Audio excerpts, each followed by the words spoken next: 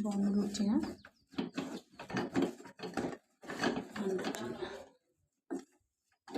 বনরুটি তো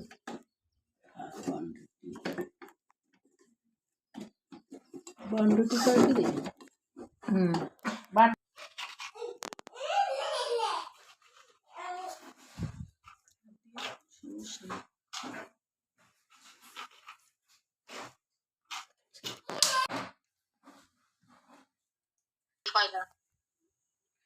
আমরা বেকারি দিব